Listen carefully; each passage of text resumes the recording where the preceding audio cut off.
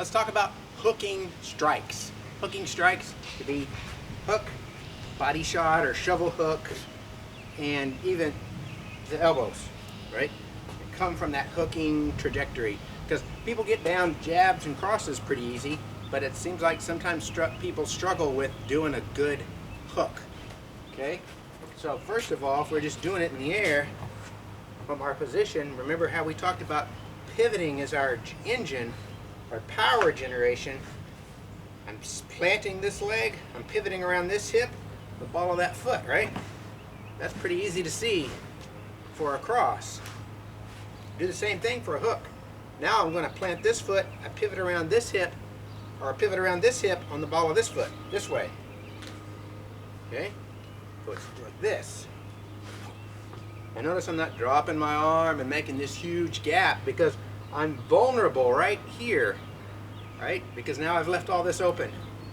So I want to keep that gap as small as possible. I can't generate any power if I do this, but I don't want to do this either. I want to keep it just about a little wider than shoulder width and come across. Boom. And notice this is a hook, which means it's circular, right? A hooking motion. So it's going forward and it's making a circle and then it's coming back towards me and then repositions. And I should be able to do it. This is martial boxing, right? You should be able to do things equally with either side forward, not just be a left-handed or a right-handed fighter. You're here, it's the same thing. It comes around, boom, boom, boom. It's a hooking action, so as I'm pivoting, I'm actually leaning back a little bit, so this punch is actually contacting and coming towards me. A mistake people make is when they're used to hitting the bag and they don't ever train it in the air, the bag gives them resistance, something to bounce off of, so they're doing their hook like this. And on the bag, you know, the bag bounces back. So they're not really hooking, they're throwing this weird angled punch because it has no hook to it, right? You should look like this. Like I'm here, I pivot, I'm hitting the bag and coming towards me. Boom, see? The bag, if I miss, this is where I should be. I shouldn't miss and be out here. It should be coming towards me.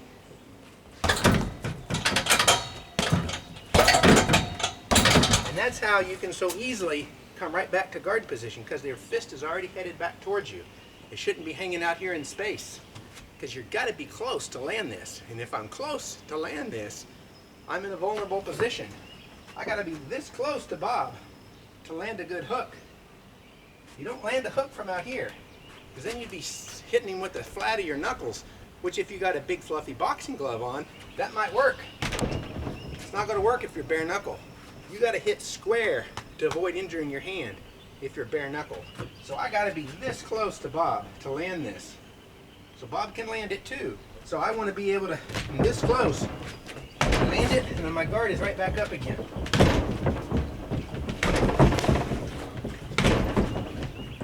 Okay?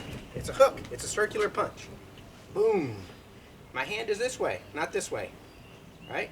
If I've got on wraps and a big glove, I might be able to get away with this, but not bare knuckle, because if I'm contacting here, I'm glancing on this side of my fist. This is my contact point. This side of my hand is the weakest spot, and that's what's going to break. So if I'm hooking like this, and I contact with this side, these last two knuckles, that's where you get a fracture, right? Boxer's fracture. Boom. So I want to keep my fist vertical, so I'm landing with these two knuckles right here, straight on with my forearm. Nice solid position, not like this, where the force is going to go off at an angle through my hand this way and break my hand. Okay? That's important. Can I hook with my rear hand? Hell yeah. Not if I'm doing the traditional boxing stance like that. I can't hook from back here. But remember, we're almost square on. So here I can hook with my lead hand, and all it takes is a slight adjustment, and now I can hook with my rear hand, because I can go from this foot being the lead to this foot being the lead pretty easy. You see how that works? Bam, bam. That's easy because my feet are almost in line. I'm not standing in a bladed stance like this. I'm almost square. So it really doesn't matter which foot is forward. That's why you got to be an ambidextrous fighter, because it doesn't matter. It switches, boom, boom, right? So be able to hook with either hand equally. Now, when you get that down, then a body shot is easy, or a shovel hook, because it's the same kind of idea, but now I just go from this angle and tuck that elbow into my body. I'm hitting that way. So it's like a 45-degree angle through bob, but again, I'm not trying to do, the punch is not this, right? The punch is still this. Boom. It hits and it comes right back. It's still a hook. Whack, whack, whack. I'm hitting, bring it right back to guard. I'm not doing this. Same way with my rear hand. Just like if I could do a head hook, I can do a body hook with my rear hand.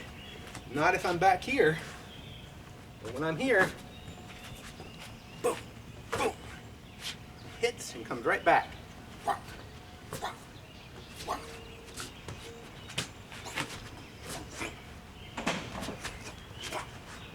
Everything is this circle coming back in, right?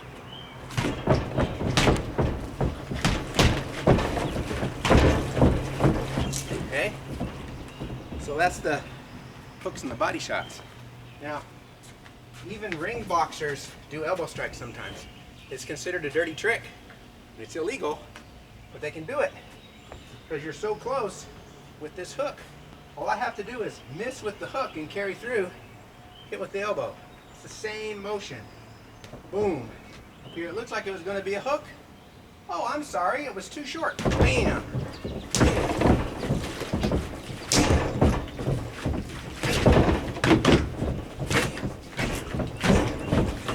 Right, so the hook goes out. You just shorten the arc and hit with the elbow.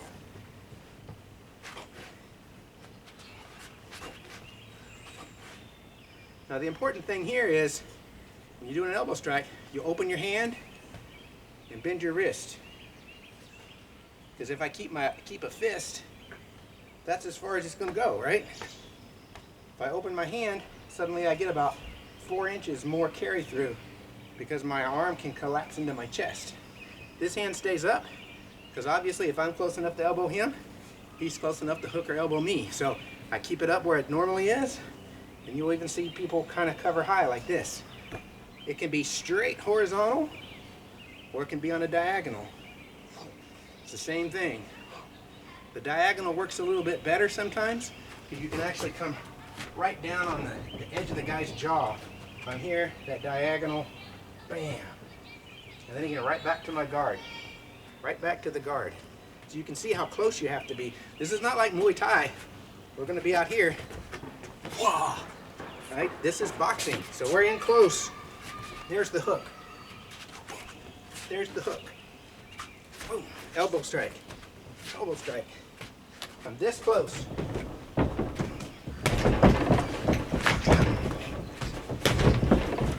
Okay? That's where we use it. Now, we can do, there's not really an elbow strike equivalent of a body hook or a body shot, but we can do this elbow strike low. Because there's often times when I'm weaving, I'm stepping out and under, I'm coming to this side. Well, if all this is wide open, why am I not taking a shot, right? Moving around, I'm out. Again, I'm here, I'm moving around. Here's my shot. And see, I'm still pivoting, just like I was throwing a punch. And I've loaded this hip, there's my shift. So I'm doing that body shot elbow on the way to the shift.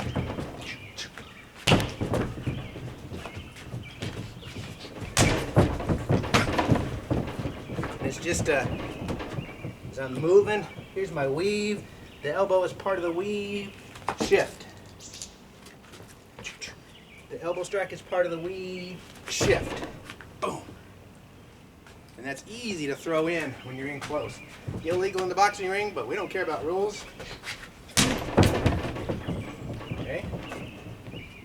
Now, uppercuts really don't get used that often. You see them in the ring, and usually when you see them in the ring, some guy goes, well, he loads up this big uppercut, and it goes way off in la la land. Sometimes they'll get lucky and the guy is off balance and he's bent over, and they'll throw one of these that comes under and catches the guy while he's bent over. That's when you see people get knocked out. But that uppercut, the guy is bent over. Again, even as closer than a hook. I mean, I gotta be practically touching foreheads with the guy to hit that uppercut. But what I want to do is slide along his chest so I get his chin. Otherwise, it'd be too easy if he was bent forward, hit him right in the teeth, which would probably do as much damage to my fist as it does to his face, right? So that's the danger of doing an uppercut bare knuckle, is the teeth. So if I'm going to use it in the street, I want to be able to slide up his chest and make sure I'm under his chin, and then it's lights out, right? This close. So this comes in a lot when we get into the clinch fighting. As you can imagine, if we're moving around here, we've got plenty of opportunities to uppercut. And I will probably do an uppercut a lot more often in the clinch fighting than in exchanging blows. The same way with this upward elbow that would come off of the uppercut. If I'm here, it's pretty simple to see where that would be advantageous. If I'm out here boxing, there's probably not a lot of opportunity to get this off, right? Just don't see it being used a lot. But realize it's there. If I can punch upward, I can elbow upward. But see, my fist would have gotten there long before my elbow would. So, and if the guy moves his head back so my fist misses, my elbow's not going to go any further forward than my fist did. So again, limited utility in my mind, but it's there, okay? Uppercut. Now where that upward elbow comes in more handy, so if you go back and review the video I did on the high cover, you'll see I talked about how I could have been throwing a high cover, I'm stepping in, that's the elbow strike. So this guy's coming forward, he runs right into the tip of my elbow. Runs right into the tip of my elbow.